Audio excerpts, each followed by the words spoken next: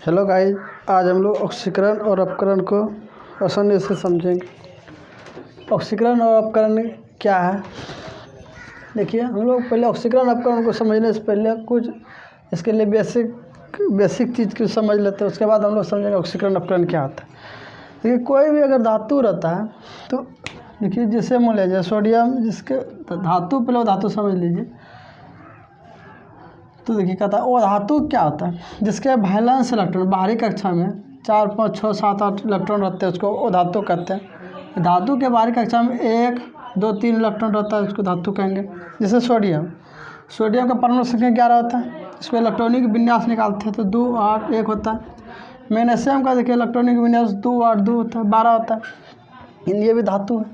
वो धातु देखिए क्लोरीन जैसे है ना, क्लोरीन को 2, 8, 10, 17, इसका बाहरी कक्षा में 7 इलेक्ट्रॉन है, ये वो धातु है। अब देखिए, किसी भी परमाणु में कोई, जैसे मान लीजिए सोडियम कोई परमाणु है, इलेक्ट्रॉन प्रोटॉन की संख्या, जैसे सोडियम कोई परमाणु है, सोडियम का इलेक्ट्रॉन प्रोटॉन दोनों का सेम होता है। इलेक्ट्रॉन की संख्या वही होगा और प्रोटॉन की संख्या भी यही होगा। अगर कोई वस्तु अगर उदासीन अवस्था में तब, अगर यदि उदासीन नहीं है तब ये जो है कुछ अलग होगा। लेकिन उदासीन मतलब इस पर कोई चार्ज नहीं रहता है, तो उसको कहते हैं उदासीन। प्लस में से नहीं है तब उदासीन अवस्था में इलेक्ट्रॉन प्रोटॉन जो होता है दोनों सेम होता है। न्यूट्रॉन अभी बाद में समझेंगे। इलेक्ट्रॉन प्रोटॉन देखिए, जैसे मान ये प्लस दे दिए तो इसका इलेक्ट्रॉन एक निकल गया तो ये 10 हो गया। तो इलेक्ट्रॉन के घट जाता है। निगेटिव मूल्य क्लोरीन है, जैसे क्लोरीन 17 निगेटिव। देखिए, इसका इलेक्ट्रॉन प्रोटॉन तो पहले उदासीन अवस्था में तो इलेक्ट्रॉन प्रोटॉन तो 17 था। ये परमाणु संख्या जितना होता है उसका प्रोटॉन संख्या भी उतना होता है, इलेक्ट्रॉन की संख्या उतना होता है, क्योंकि परमाणु संख्या इसका 17 होता है। इलेक्ट्रॉन की संख्या में 17 होगा, प्रोटॉन की संख्या 17। जैसे ये चीज़ अगर माइनस आ जाए तो इलेक्ट्रॉन इसके निगेटिव मतलब लिए हैं किसी से, तो इलेक्ट्रॉन की संख्या हो जाएगा 18। तो इस तरह से हम लोग इलेक्ट्रॉन को प्राप्ति को इस तरह से, यानी निगेटिव है तो इलेक्ट्रॉन जुड़ जाता है, पॉजिटिव तो इलेक्ट्रॉन घट जाता है। अब हम लोग समझेंगे ऑक्सीडेशन और रिडक्शन क्या होता है। देखो, इलेक्ट्रॉन की कमी होना ही ऑक्सीकरण कहलाता है। जैसे देखिए, इलेक्ट्रॉन यहाँ 10 है, सोडियम तो 10 है, तो 10 से 1 घट गया तो क्या हो गया, इलेक्ट्रॉन की एक कमी हो गया। मैग्नीशियम 12 है तो मैग्नीशियम में क्या परमाणु संख्या, देखिए इलेक्ट्रॉन प्रोटॉन तो 12 है, इसमें 2 चला गया, यानी प्लस 2 गया, इसका मतलब इलेक्ट्रॉन संख्या 2 घट गया। तो इलेक्ट्रॉन की कमी होना या लॉस ऑफ इलेक्ट्रॉन भी तो ऑक्सीडेशन ही कहलाता है या ऑक्सीकरण। लॉस मतलब हानि, इलेक्ट्रॉन के हानि होना ऑक्सीकरण कहलाता है। आप देखते हैं रिडक्शन इलेक्ट्रॉन की संख्या में वृद्धि होना, वह भी रिडक्शन कहलाता है। जैसे क्लोरीन का परमाणु संख्या 17 होता है, क्लोरीन का परमाणु संख्या 17, इसमें इलेक्ट्रॉन की संख्या देखिए 17 से एक इलेक्ट्रॉन बढ़ गया तो 17 का 18 गया। इलेक्ट्रॉन की संख्या में क्या हो रहा है, वृद्धि। इसी को अंग्रेजी में कहते हैं गेन ऑफ इलेक्ट्रॉन, यानी इलेक्ट्रॉन के प्राप्ति भी रिडक्शन कहलाता है। इलेक्ट्रॉन के प्राप्ति रिडक्शन, इलेक्ट्रॉन के हानि ऑक्सीकरण। अब हम लोग देखते हैं कि ऑक्सीकरण नंबर कैसे निकालते हैं। किसी भी ऑक्सीकरण नंबर को हमेशा प्रतियोगी परीक्षा में जो होता है बार हमेशा एक ठो रहता है। कोई भी प्रतियोगी परीक्षा है, 11, 12 में भी ये टॉपिक रहता है। कहता है किसी भी पदार्थ पर उपस्थित आवेशों की कुल संख्या को ही हम लोग कहते हैं ऑक्सीकरण संख्या। यानी किसी भी पदार्थ में उपस्थित आवेश की कुल संख्या कोई ऑक्सीकरण आवेश क्या होता है। जैसे मान लीजिए क्लोरीन है, क्लोरीन में निगेटिव है, इसका आवेश हो गया -1। हाइड्रोजन में पॉजिटिव है तो इसका आवेश हो गया +1। जैसे इसमें सोडियम में कुछ नहीं तो 0, क्लोरीन में कुछ नहीं तो 0, NaCl में कुछ नहीं तो 0। जैसे CaCO3 में देखिए -2 है तो इसका जो है ऑक्सीडेशन नंबर -2 हो जाएगा। यानी कोई उदासीन अवस्था में तो इसका ऑक्सीकरण संख्या हमेशा 0 होता है। जैसे हम लोग समझेंगे, जैसे देखिए, जैसे मान लिया कोई चीज़ सल्फ CaCO3 अगर इस तरह से है तो इसका उदासीन परमाणु है तो इसमें ऑक्सीकरण संख्या इसका 0 हो जाएगा। अब हम लोग देखिए, ऑक्सीकरण संख्या तो वही हुआ किसी पदार्थ में उपस्थित आवेशों की कुल संख्या ऑक्सीकरण कहलाते हैं। अब ऑक्सीकरण संख्या निकालते कैसे, अब हम लोग उसकी विधि देखते हैं। कहते हाइड्रोजन जब वो धातु से क्रिया करेगा तो ऑक्सीडेशन नंबर -1 लेना होगा, किंतु जब धातु से विक्रिया करेगा तो ऑक्सीडेशन नंबर -1 लेना होगा। जैसे हम लोग देखते हैं धातु में का कोई उदाहरण दीजिए। जैसे ये धातु है, जैसे दूसरा देखते हैं यानी वो धातु से कहता है हाइड्रोजन जब वो धातु से क्रिया करता है वो हाइड्रोक्लोरिक का देखिए क्लोरीन तो धातु है, क्लोरीन का तो निगेटिव होता है, इसके लिए पॉजिटिव है प्लस नहीं चाहिए। तो वही कहता है हाइड्रोजन जब वो धातु से क्रिया करेगा तो ऑक्सीडेशन नंबर -1 होगा, यानी इसके हिस्से में ऑक्सीडेशन H का +1 हुआ। इसी तरह जब वो धातु से क्रिया करेगा ऑक्सीडेशन नंबर यानी -1 लेकर चलना होगा। जब धातु के अवस्था में तो वो धातु था, धातु समझाई देते। कहता स्वतंत्र परमाणु या यौगिक का ऑक्सीकरण संख्या 0 होता है। स्वतंत्र परमाणु वही हुआ जैसे ये स्वतंत्र परमाणु क्लोरीन फ्लोरीन ब्रोमीन फ्लोरीन जैसे हो गया, ऐसा स्वतंत्र परमाणु इसके ऑक्सीकरण संख्या 0 होगा, यानी इस पर चार्ज कुछ नहीं तो स्वतंत्र है। वही कहता है स्वतंत्र परमाणु या यौगिक कोई सा यौगिक जैसे हाइड्रोक्लोरिक अम्ल की यौगिक है, इसमें भी ऑक्सीकरण संख्या 0 होगा।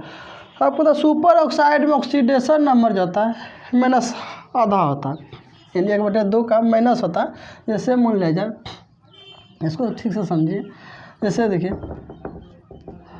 जैसे मान लीजिए पोटेशियम का परमाणु संख्या देखिए कितना होता है 11 यानी 19, पोटेशियम का 19 हुआ तो इसको 2 8 10 8 8 16 2 18 19, इसका तो +1 हो रहा है, इसको -1 होगा तभी ना उदासीन होगा।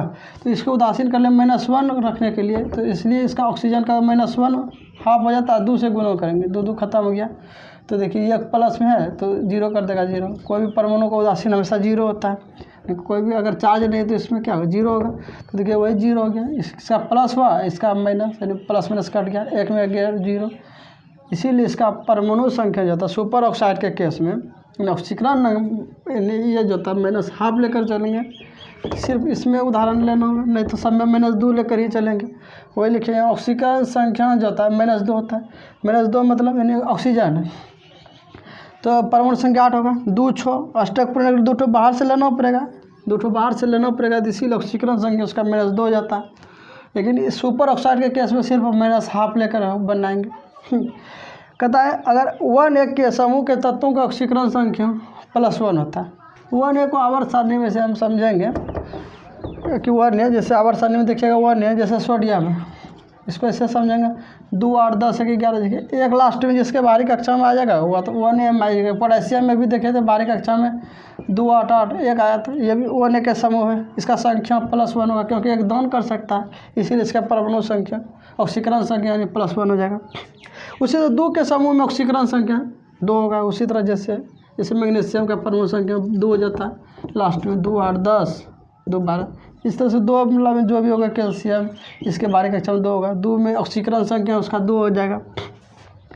7 समूह वाले तत्वों का ऑक्सीकरण संख्या -1 हो जाएगा। 7 संख्या वाले माइनस हो जाएगा। एक जैसे क्लोरीन है 2 8 10 7 17 हुआ, एक तो बाहर से लेना पड़ेगा, जैसे बाहर से लेते हैं इसीलिए माइनस लिखते हैं, इसलिए इसका ऑक्सीकरण संख्या -1 हो जाएगा। अब देखिए इसको समझा ही देते। ऑक्सीकरण संख्या 2 होता है। अब देखिए किसी का ऑक्सीकरण निकालते कैसे, ऑक्सीडेशन नंबर मतलब कैसे ज्ञात करते हैं किसी यौगिक का। जैसे K यानी पोटेशियम परमैंगनेट में कहता है मैंगनीज की ऑक्सीडेशन नंबर ज्ञात करें। जैसे जिसका हम निकालते हैं उसको हम X मान लेते हैं प्लस, जैसे पोटेशियम का 1 है तो 1 कर दिए, मैंगनीज का X कर दिए, ये प्लस। ऑक्सीकरण का देखिए ऑक्सीजन का -2 हो गया, 2 से गुणा कर दिए 4 हो गया। तो इसका -2 इसको 4 हो तो 4 से गुणा कर दिए, इसका 1 हो गया X है यानी 4 दूनी 8। अब देखिए 1 में 8 घटेगा -7 होगा, इस पर जाएगा तो +7 हो जाएगा, यानी X जो हुआ इसका ऑक्सीडेशन नंबर हो गया। अब देखिए CaCO3 में कार्बन का ऑक्सीडेशन ज्ञात करते हैं।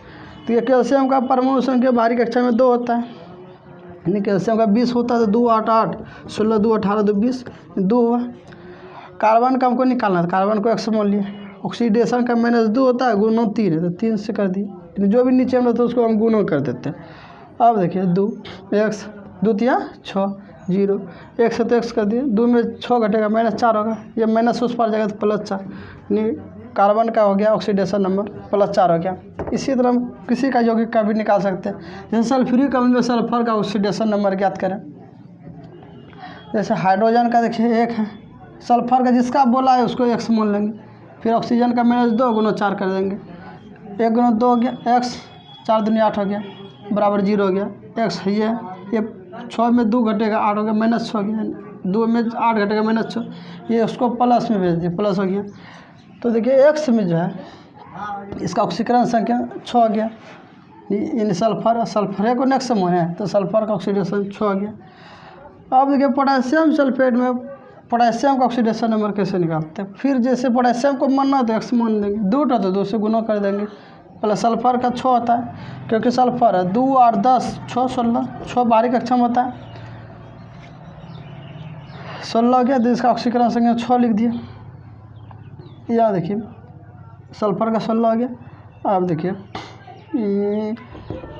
अब इसका ऑक्सीकरण संख्या ऑक्सीजन का -2 हो गया, इसको 4 से गुना कर दिए, 4 दूनी 8 हो गया, 2x और 6 -8, इसको उस पार भेज दिए, प्लस हो गया। अब देखिए 2x है तो 2x गुण कटा दिया, x का मान 1 निकल गया। इतना ही रहने देते हैं, नेक्स्ट वीडियो में हम लोग मिलेंगे। जय हिंद।